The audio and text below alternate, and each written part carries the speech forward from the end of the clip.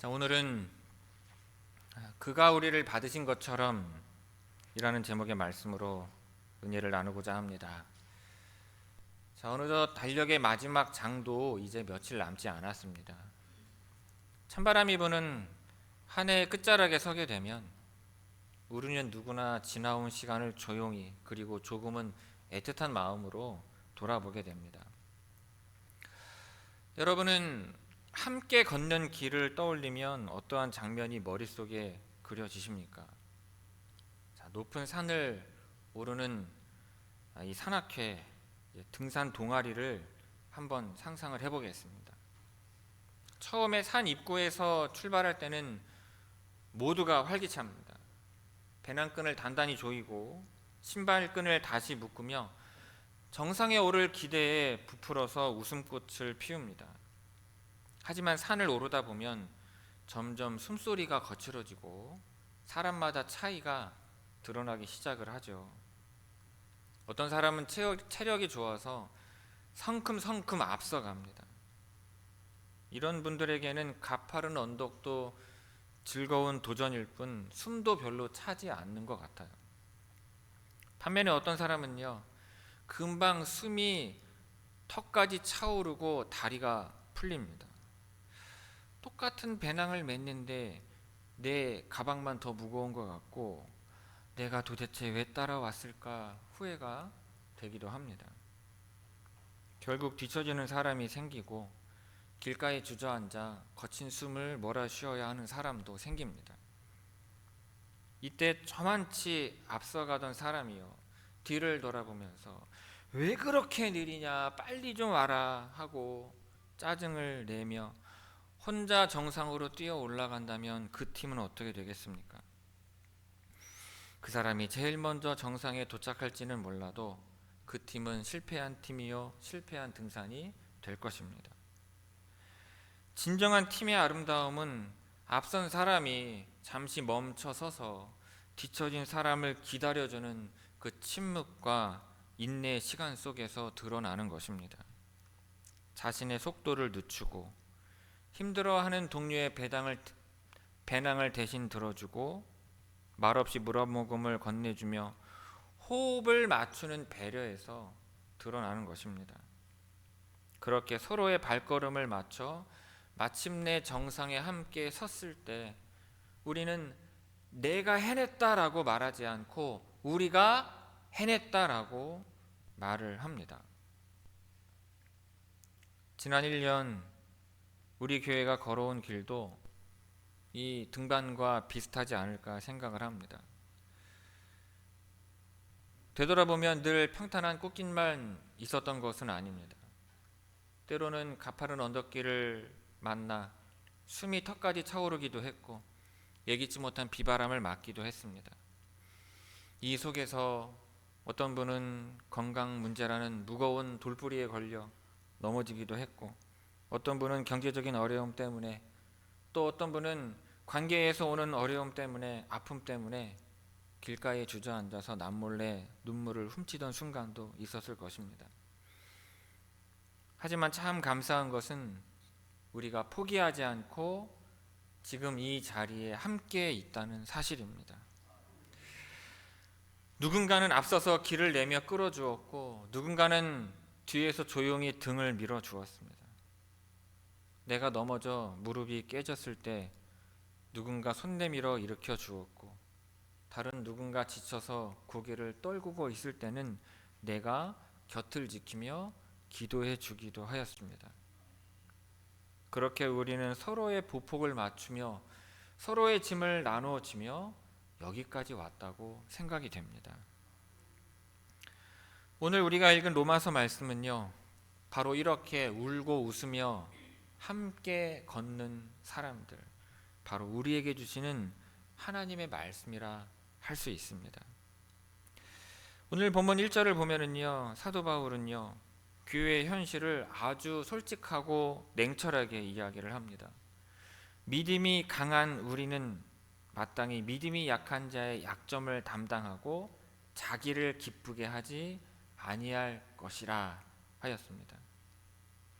바울은 교회를 향해서 너희는 모두 천사 같고 완벽하다, 아무런 문제가 없다라고 포장하지 않았습니다.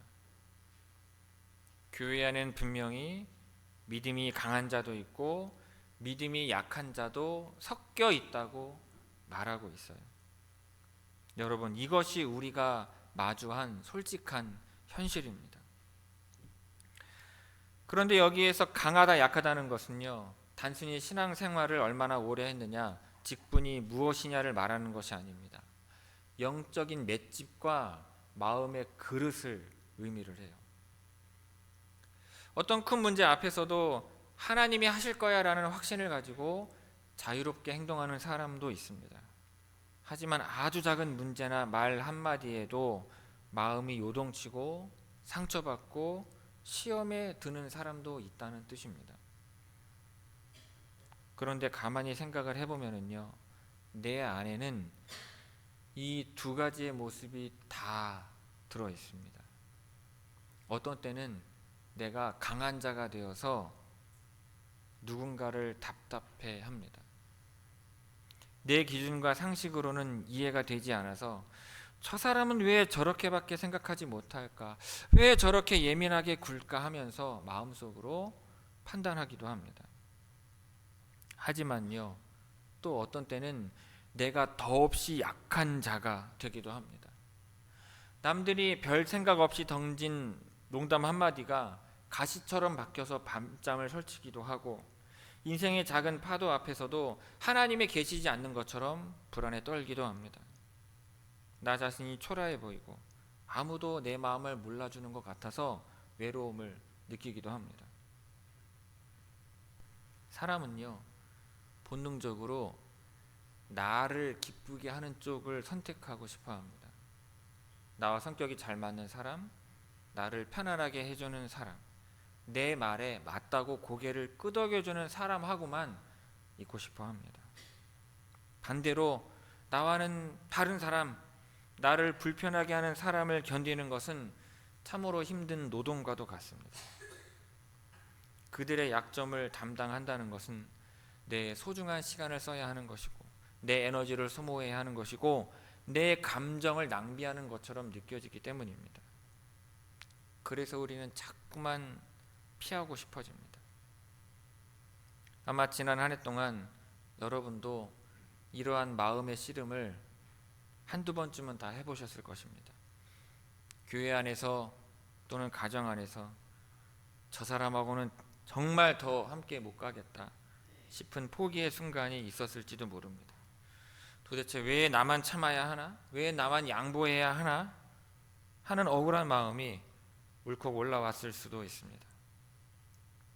그런데 놀랍게도 성경은요, 우리에게 그러한 상황을 그냥 꾹 참으라고만 말하지 않습니다. 우리에게 전혀 다른 시선을 가르쳐주고 있어요. 세상이 알지 못하는 사랑의 원리를 우리에게 가르쳐주고 있는 것입니다. 오늘 본문 3절에 보면 우리의 그 시선을 단번에 바꾸게 만드는 분이 등장을 합니다. 말씀을 보면 바로 그리스도께서 자기를 기쁘게 하지 아니하셨나니라고 말씀하고 있어요. 우리가 서로를 받아주고 때로는 억울해도 견뎌야 하는 진짜 이유는 우리가 도덕적으로 훌륭하거나 인격적으로 완성된 사람이기 때문이 아닙니다. 바로 우리 예수님이 그렇게 사셨기 때문인 거예요. 여러분, 예수님을 깊이 생각해 보시기를 바랍니다. 온 우주의 주인이신 그분이, 가장 높고 강하신 그분이 자기를 기쁘게 할 모든 권리를 스스로 포기하셨습니다. 만약 예수님이요, 당신 자신을 기쁘게 하는 길을 택하셨다면 굳이 낮고 낮은 이 땅에 오지 않으셨을 겁니다. 죄 많고 허물투성이인 우리와 섞이는 것을 거부하셨을 거예요. 하늘의 영광 보좌에 앉아 계시는 편이 훨씬 편하고 좋으셨을 겁니다. 하지만 예수님은 그 모든 영광을 뒤로하고 기꺼이 우리 곁으로, 우리의 삶의 자리로 내려오셨습니다. 그리고 우리의 연약함을, 우리의 그 모난 성격을, 그리고 우리의 그 지독한 죄성을 다 짊어지셨습니다.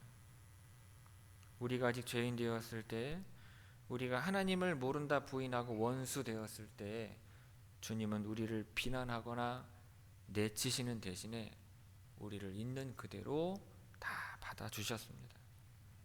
십자가는 바로 그 받아주심의 절정을 보여주는 사건이에요.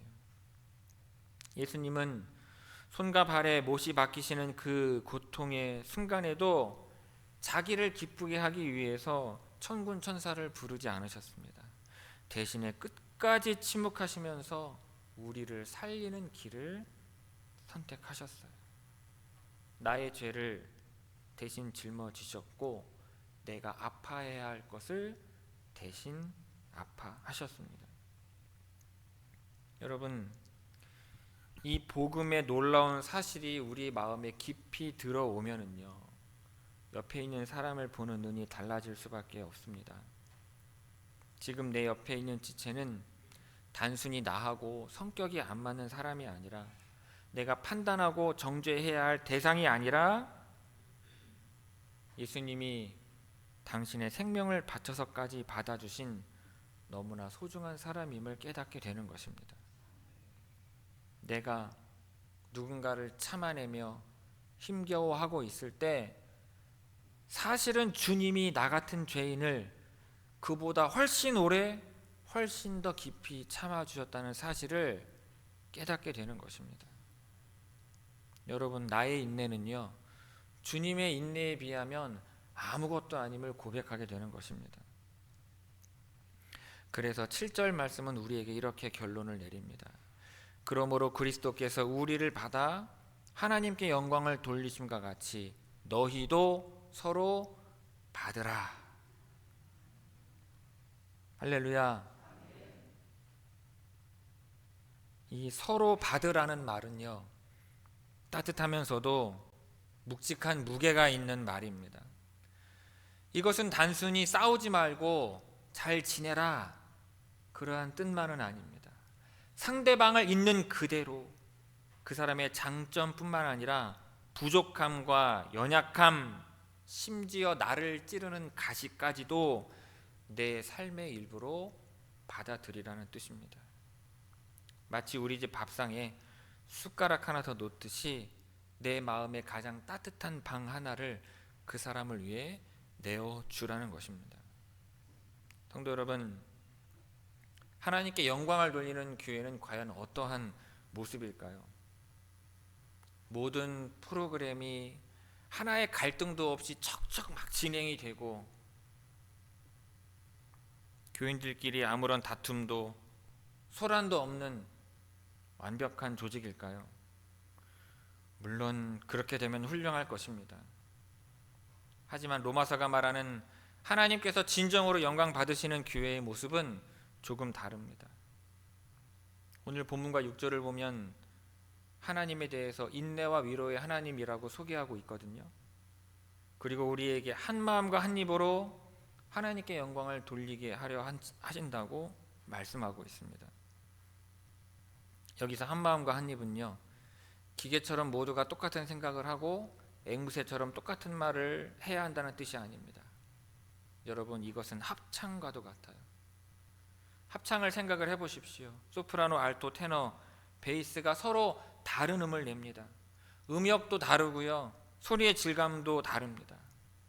제각기 다른 소리를 내지만 지휘자의 손길 아래에서 서로의 소리를 들으며 내 소리를 조금 줄이고 남의 소리에 귀를 기울여 어우러질 때 세상에 줄 수 없는 아름다운 화음이 만들어지는 것입니다. 만약 합창단은 모두가 내 소리가 제일 중요하다면서 내가 내고 싶은 소리만 크게 내지른다면 그것은 아름다운 음악이 아니라 소음일 것입니다. 하지만 옆 사람의 소리를 듣고 기다려주며 조화를 이룰 때 그곳에 감동이 있고 하나님께 영광을 돌리는 교회가 되는 것입니다. 여러분, 우리 교회도 마찬가지입니다. 우리는 다 다릅니다. 30분이 앉아 계시면 30가지의 색깔을 나타내고 있어요. 우리는 성격도 다 다르고요. 살아온 배경도 다 다르고 믿음의 색깔도 다르고 좋아하는 찬양 스타일도 조금씩 다릅니다. 그러니 갈등이 없을 수 없습니다. 삐그덕 소리가 나는 게 당연해요. 하지만 서로가 다르기 때문에 서로를 받아줄 때 더 깊은 하나님의 사랑이 드러나는 것입니다. 당신은 나와 다르지만 나는 당신을 주님 안에서 환영합니다. 당신이 있어서 내가 더 온전해집니다. 이 고백이 있는 곳에 하나님이 임재하심을 믿는 여러분들이 다 되시기를 바랍니다. 하나님께 영광을 돌리는 것은 세상이 말하는 거창한 성공으로 영광을 돌리는 것이 아닙니다. 나와 맞지 않는 사람을 위해서 남몰래 기도해 주는 것, 실수한 성도에게 비난의 화살을 던지는 대신에 괜찮아, 그럴 수 있어 라고 말을 해주는 것, 약한 자가 걸음을 뗄 때까지 내 걸음을 늦추고 조금씩 천천히 걸어주는 것, 바로 그 배려와 인내의 순간에 하나님은 가장 큰 영광을 받으시는 것입니다. 우리가 지난 한 해 동안 포기하지 않고 버텨냈던 이 치열한 시간들이 바로 하나님께서 가장 기뻐 받으시는 살아있는 예배였음을 여러분 모두 믿으시기를 바랍니다. 성도 여러분, 올 한 해도 정말 수고 많으셨습니다. 그리고 무엇보다 도망가지 않고 여기까지 함께 걸어와 주셔서 진심으로 감사를 드립니다. 여러분이 그 자리를 묵묵히 지켜주셨기에 우리 교회가 있었고, 여러분이 서로를 밀어내지 않고 받아주셨기에 우리가 무너지지 않고 이 은혜의 시간까지 올 수 있었습니다. 우리의 지난 1년을 돌아보면 세상에 내세울 대단한 업적은 없었을지 모릅니다. 여전히 우리 안에는 깨어지기 쉬운 연약함이 있고 아직 해결되지 않은 문제들도 짐처럼 남아 있습니다. 하지만 괜찮을 줄 믿습니다. 하나님은 우리의 완벽함을 보시고 점수를 매기시는 분이 아니시기 때문입니다.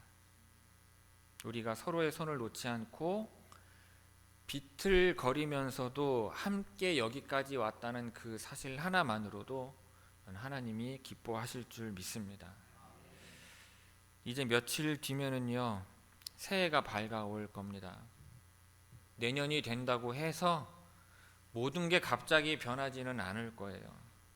우리는 여전히 서로 다를 겁니다. 또 부딪힐 거고요. 또 누군가는 힘겨워할지도 모릅니다. 하지만 두려워하지 마시기를 바랍니다. 우리를 있는 그대로 받아주시는 예수 그리스도께서 우리와 함께 하심을 믿으시기를 바랍니다. 인내와 위로의 하나님께서 우리에게 서로를 다시 사랑할 힘을, 그리고 다시 용서할 용기를 날마다 부어주실 줄로 믿습니다. 지금 옆에 계신 분들을 쳐다보지 마시고요, 한번 마음속으로 그려보시기를 바랍니다. 그리고 내 마음, 그리고 앞뒤에 앉은 분들의 얼굴을 조용히 떠올려 보시기를 바랍니다. 그리고 내 마음속으로 조용히, 그러나 진심을 담아 이렇게 고백해 보셨으면 좋겠습니다.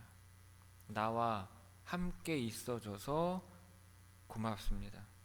당신의 약점까지도 내가 함께 지겠습니다. 우리 주님 안에서 끝까지 함께 갑시다 라고 제가 5초 드릴 테니 지금 고백해 보시기를 바랍니다. 속으로.